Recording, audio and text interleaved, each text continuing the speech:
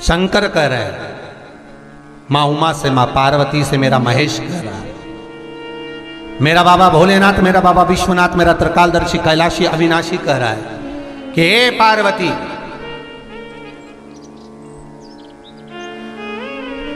एक बीला, एक बेल जो मुझे समर्पित करता है, और समर्पित करने के बाद उस बेल की महत्वता देखिए, जो बैसाख महीने में बाबा शंकर को जो चढ़ाया जाता है, और 1000 अश्वमेध यज्ञ का पुण्य फल हम प्राप्त कर लेते, मात्र एक फल चढ़ाकर, मात्र एक फल चढ़ाकर। हे पार्वती, संसार का मनुष्य जब मुझे वो बेलपत्र समर्पित कर, वो बेल का फल समर्पित करता है, पार्वती वो फल जो मुझे चढ़ता है, फिर मैं भले नर्मदा के जल से निकला हुआ कंकर शंकर क्यों ना हूं,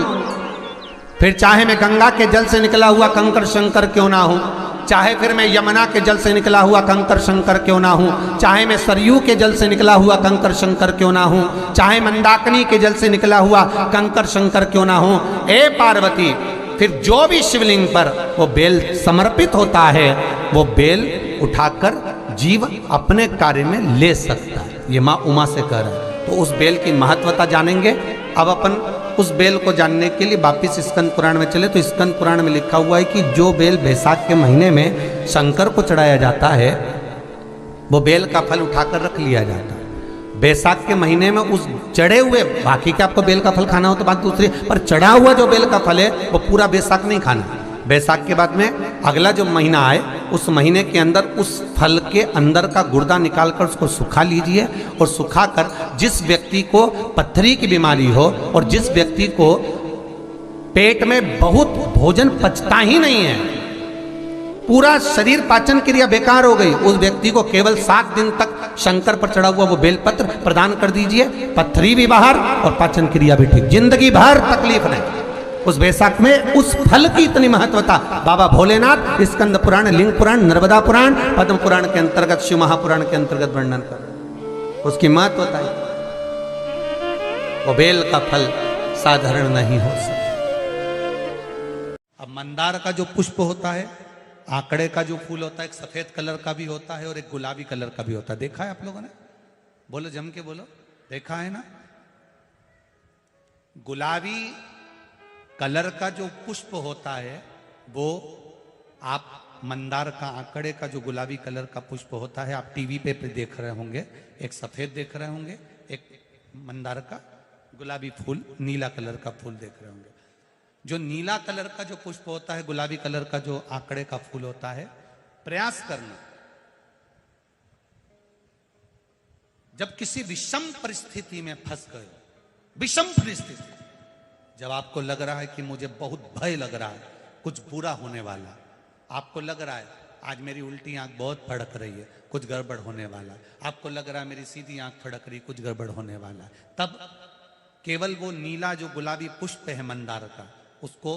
कहीं से लाकर शिवालय में अशोक सुंदरी वाली जगह पर स्पर्श कर कर शिवलिंग पर आप चढ़ा दीजिए। आपकी विषम परिस्थिति कैसी भी होगी, वो रास्ता बनाकर बाहर निकल जाएगी, आपको फंसना नहीं, परेशान नहीं। मंदार आंकड़ा, सफेद आंकड़े का पुष्प भी भगवान शिव को समर्पित होकर,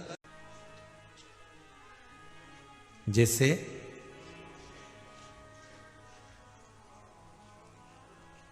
बेले के फल का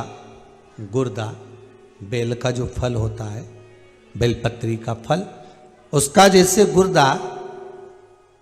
उसके अंदर का जो भाग होता है बेल का, वो गुर्दा,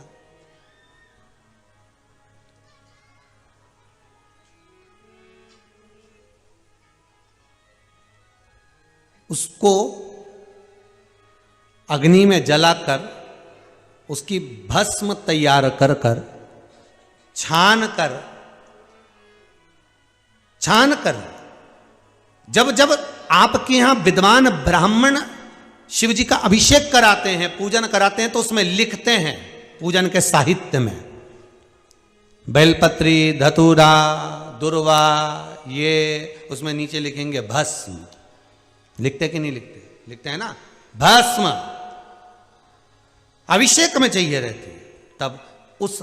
भस्म का थोड़ा सा भी भाग आप अगर शिव को समर्पित कर रहे हो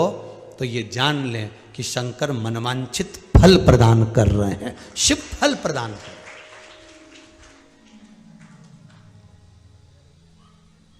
महाराज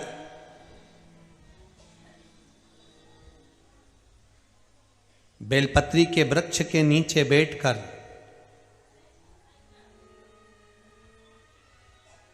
हाथ में एक बेलपत्र का पत्ता रखकर आप पंचाक्षर मंत्र नमः शिवाय, ओम नमः शिवाय या श्री शिवाय नमस्तुभ्यम या महामृत्युंजय मंत्र का स्मरण कर रहे हो, पर डंडी का भाग अपनी ओर, बेलपत्र की बीच वाली पत्ती का भाग बीच वाली उंगली की ओर रखकर अगर आप स्मरण कर रहे हैं और अपनी कामना कर कर बेलपत्री के वृक्ष के नीचे बैठकर उस पत्ते को सम्मुख रखकर बाबा से विनय कर कर एकांत में उस बेलपत्री के वृक्ष की छांव में,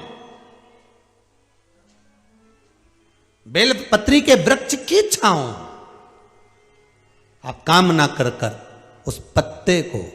शंकर भगवान के ऊपर समर्पित कर रहे हैं, तो ये जान कर रखें कि पार्वती और शिव का मिलन करवा रहे हैं और अपनी मनवांछित फल कामना पूर्ण करवा रहे हैं।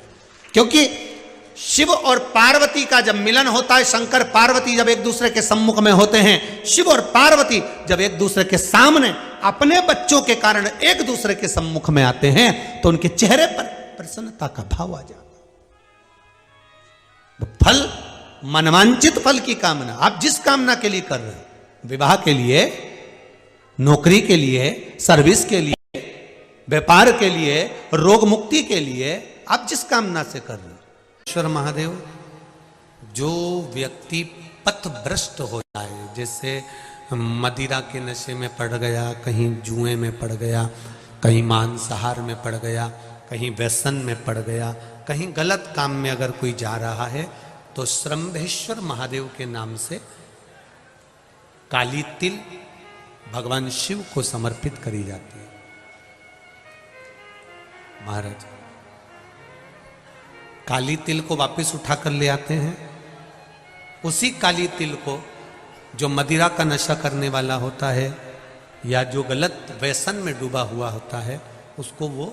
सुबह के समय अगर नहीं खाता तो भोजन के साथ उसको दिया जाए। श्रंभेश्वर महादेव, एक बेलपत्री का भी बहुत अच्छा प्रयोग है श्रंभेश्वर महादेव का, मदिरा पीने वालों के लिए, मांसाहार, व्यसन में, जुए में, वेश्यावृत्ति में, पर नारी में, गलत जगह पर जो डूबे रहते हैं उनके लिए। पहले की कथा में उसका वर्णन किया है बेलपत्री का। श्रंभेश्वर महादेव, एक बार सब बोलेंगे, कौन से महादेव? श्रंभेश्वर महादेव। फिर जम के बोल लो एक बार, श्रंभेश्वर महादेव। जब हमारे घर में क्रोध बढ़ता है या कोई गलत कार्य में जाने लगता है, तो श्रंभेश्वर महादेव का हमें शरणागति लेना चाहिए, श्रंभेश्वर महादेव का पूजन करना चालू कर देना चाहिए। कई लोग कहते महाराज जी, ये श्रंभेश्वर महादेव का मंदिर कहाँ मिलेगा, हम कहाँ पूजन करने जाए? कहीं नहीं जाना, तुम्हारे घर के पास में जो शंकर जी का मंदिर है वहीं जाओ, उसी देवालय में, उसी मंदिर में जाओ, श्रंभेश्वर महादेव के नाम से जल चढ़ाना प्रारंभ करेंगे। वो जल जो गलत संगत में पड़ा हुआ है उसका आचमन कराना प्रारंभ करेंगे, अपने आप उसकी धीरे धीरे बुद्धि सुधरना प्रारंभ हो जाएगी। ऐसा श्रंभेश्वर महादेव का है।